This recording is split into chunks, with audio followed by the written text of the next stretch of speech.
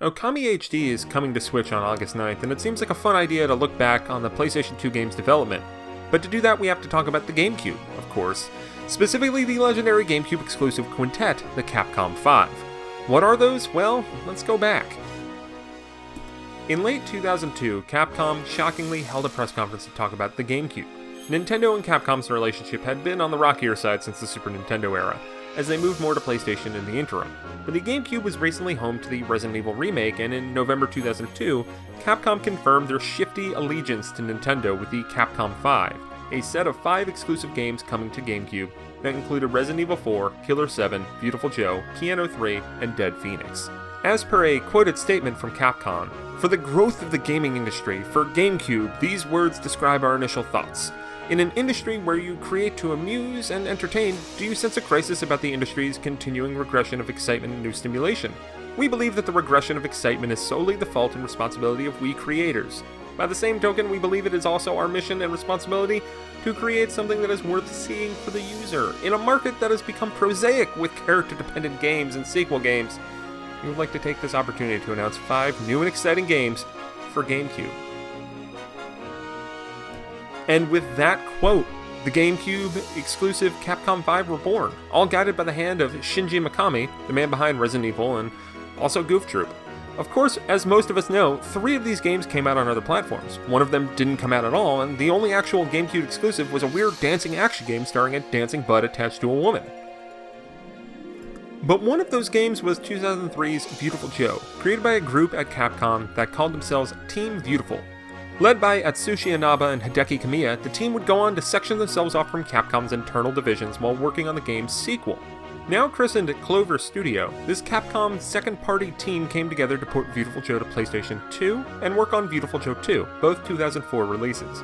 Clover's goals were to make new franchises for Capcom, and Viewtiful Joe was the first attempt, as after the first 2 games, a pair of spin-offs came out, a fighting game for GameCube and PSP, and a gimmicky adventure on the DS. They tried to engender the brand to a wider audience. Hopes for an anime to spin out of Viewtiful Joe seemed to make Clover's franchise creation task a success. Their next project after the series of Viewtiful Joe games was Okami, their second attempt to create a franchise for Capcom. Directed by Kamiya, Okami was ambitious and vast, drawing positive comparisons to the Zelda series featuring a unique drawing mechanic, and emboldened by a gorgeous brushstroke art style. Sadly, Okami didn't really find an audience at its PlayStation 2 launch. Capcom was disappointed by the sales, and the team's next project, God Hand, directed by Mikami, fell even harder. Feeling stifled by Capcom's sales-driven design approach, figureheads from Clover Studio left Capcom in 2006 when Clover was shut down. Inaba, Kamiya, and Mikami went off to found Seeds Inc., which would later morph into PlatinumGames after a merger.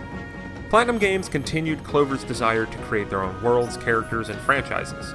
Their first announced games included the character action game Bayonetta, the ultra-violent Wii action game Mad World, the tactical DS RPG Infinite Space, and stylish shooter Vanquish.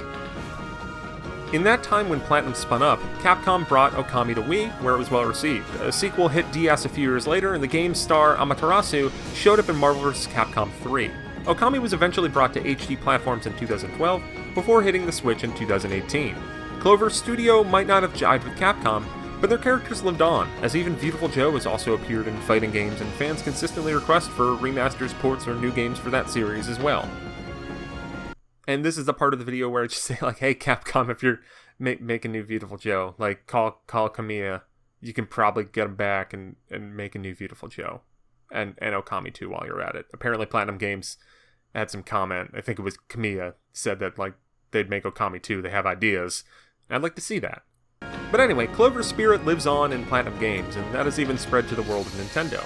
The company's first game, Mad World, was a Wii exclusive, published by Sega, and since The Wonderful 101 hit Wii U in 2013, the studio has consistently worked with Nintendo across the Bayonetta series, with the second and third entries being exclusive to Nintendo systems.